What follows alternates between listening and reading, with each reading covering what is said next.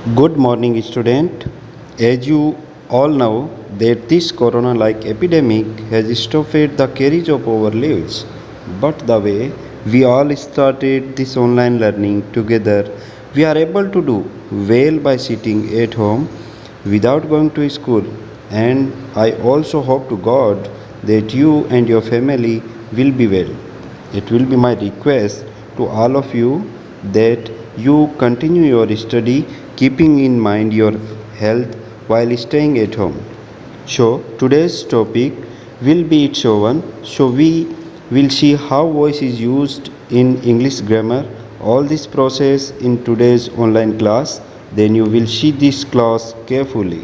का अपना टॉपिक है वॉइस, तो अच्छी प्रकार से इस वीडियो को आप ध्यान से देखते रहें। तो चलो आज का टॉपिक शुरू करते हैं। देखो वॉइस क्या होता है। वॉइस जहाँ पर वर्ब का वे फॉर्म जो ये अपने को व्यक्त करके बताता हो कि सब्जेक्ट है वो अपना जो करता है वो खुद कुछ काम करता है या उस काम के जो परिणाम है उसको वो भोगता है। मतलब या तो सब्जेक्ट उस सेंटेंस में डायरेक्टली रेस्पॉन्सिबल होगा या वो इनडायरेक्टली रेस्पॉन्सिबल होगा। तो यहाँ पर अपने जो वॉइस है वो दो टाइप के हैं। नंबर 1 एक्टिव वॉइस और नंबर 2 पैसिव वॉइस। अब देखिए एक्टिव वॉइस किसको कहते हैं और पैसिव वॉइस किसको कहते हैं। अब देखिए एक्टिव वॉइस वो होता है a verb is said to be in the active voice when the person or thing denoted by the subject acts. Active voice के अंदर जब कोई व्यक्ति या वस्तु सब्जेक्ट के रूप में कुछ करता है वो अपना एक्टिव वॉइस का सेंटेंस होता है। जैसे मैंने कहा, मान लो मोहन राइट्स ए लेटर, मतलब मोहन पत्र लिखता है। तो यहाँ पर मोहन है वो पत्र लिखने का काम कर रहा है। इट मीन यहाँ पर मोहन है वो डायरेक्टली उस वर्क के लिए रेस्पॉन्सिबल है, डायरेक्टली वो उस काम के लिए जिम्मेदार है। तो ये सेंटेंस अपना एक्टिव वॉइस का हो गया। वैसे दूसरा है अपना पैसिव वॉइस। अब पैसिव वॉइस किसको कहते हैं।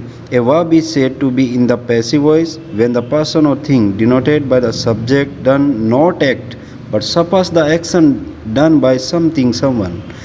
ऐसा सेंटेंस जहाँ पर सब्जेक्ट खुद कुछ काम नहीं करता है लेकिन वो जो सब्जेक्ट है व्यक्ति या वस्तु के रूप में वो उस काम के परिणाम को खुद स्वयं भोगता है। जैसे a letter is written by Mukesh.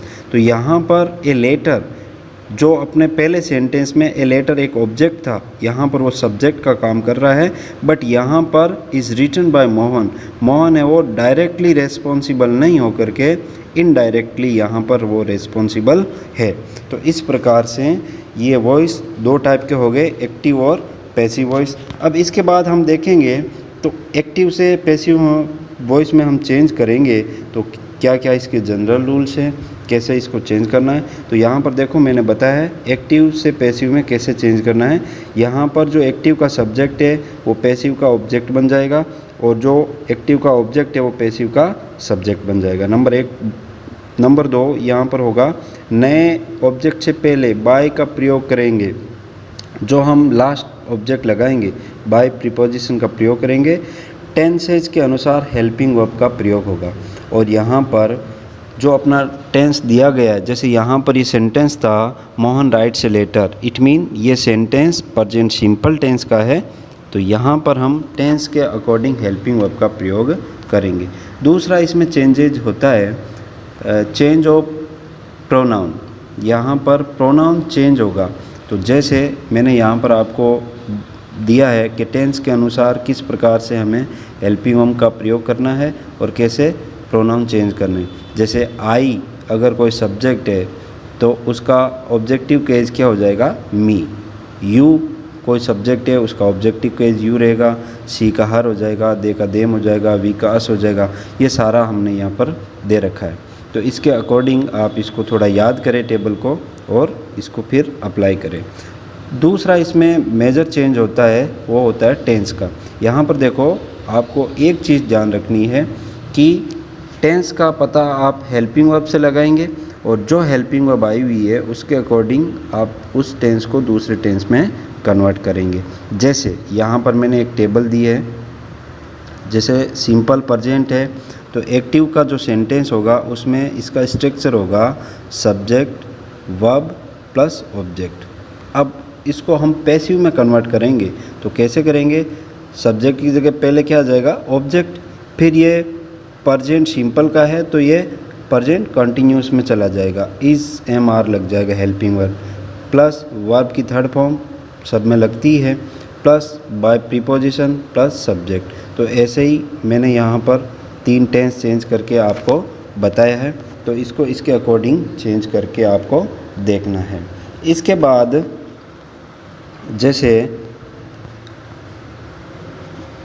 हमने यहाँ सेंटेंस दिए हैं कि पुलिस अरेस्टेड हिम, पुलिस ने उसको अरेस्टेड किया, उसको गिरफ्तार किया।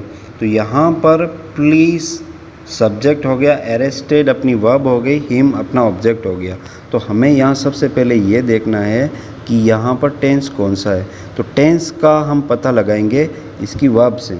अरेस्टेड, अरेस्टेड वर्ब की सेकंड फॉर्म किस में यूज़ होती है? पास्ट सिंपल में। और पास्ट सिंपल अगर दिया हुआ है तो पैसिव वॉइस में कौन सा हो जाता है? पास्ट कंटिन्यूस, मतलब वाज वर्ब वाला। तो हम यहाँ पर जैसे दिया देखो, पुलिस अरेस्टेड हिम, तो यहाँ पर हिम ऑब्जेक्ट है एक्टिव वॉइस में। अब इसको पैसिव वॉइस में सब्जेक्ट बनाएंगे तो हमने जो टेबल दी थी उसको देखो, हिम जैसे ऑब्जेक्ट है तो इसका सब्जेक्ट क्या हो जाएगा? ही। इसके बाद हेल्पिंग वर्ब का यूज़ होगा, ही के साथ एक वचन के साथ वाज का यूज़ होगा। फिर वर्ब की थर्ड फॉर्म अरेस्टेड का अरेस्टेड। फिर पुलिस, यहाँ पर आप बाय प्रीपोजिशन लगा के पुलिस लिख भी सकते हैं, क्योंकि पुलिस एक अनइम्पोर्टेंट सब्जेक्ट है और अनइम्पोर्टेंट सब्जेक्ट के लिए आपको बाय लगा करके लिखने की ज़रूरत नहीं है। जैसे दूसरा सेंटेंस, आई प्ले फुटबॉल, मैं फ़ुटबॉल खेलता हूँ। तो यहाँ पर ये सेंटेंस कौन से टेंस का है? प्रेजेंट सिंपल का। तो इसको हम कैसे कन्वर्ट करेंगे? देखिए, जैसे प्रेजेंट सिंपल का मैंने टेबल में बताया आपको, प्रेजेंट सिंपल किस में जाता है? प्रेजेंट कंटिन्यूस में। It mean is am are है, इज़ एम आर में। तो यहाँ पर देखो, आई क्या है? सब्जेक्ट है, प्ले क्या है? वर्ब है, फुटबॉल क्या है? ऑब्जेक्ट है। तो इसको पैसिव में जब चेंज करेंगे तो फुटबॉल अपना क्या बन जाएगा? सब्जेक्ट, और फुटबॉल एक वचन है तो इसके लिए इज़ हेल्पिंग वर्ब का यूज़ होगा। प्ले की थर्ड फॉर्म प्लेड हो जाएगी, बाय प्रीपोजिशन लग जाएगा, और आई का ऑब्जेक्ट क्या हो जाएगा? मी। जैसा कि हमने यहाँ पर पहले से टेबल में देख रखा है कि आई का ऑब्जेक्ट है वो क्या हो जाता है? मी। तो इस प्रकार से आप जो ये हमने 2 सेंटेंस दिए हैं इसके अनुसार आप बहुत सारे सेंटेंस बना सकते हैं। इसमें मेजर ध्यान यही रखना है कि इसके जनरल रूल्स क्या है, उसके बाद इसमें प्रोनाउन को कैसे चेंज करना है, टेंस में कैसे चेंजेस करना है। तो आज हमने यहाँ 3 टेंसों का देखा, प्रेजेंट सिंपल, पास्ट सिंपल और फ्यूचर सिंपल। अगली क्लास में हम देखेंगे प्रेजेंट कंटिन्यूस, पास्ट कंटिन्यूस और फ्यूचर कंटिन्यूस। तो इस प्रकार से हम इस एक्टिव वॉइस के सेंटेंस को पैसिव वॉइस में चेंज करते हैं। Thank you.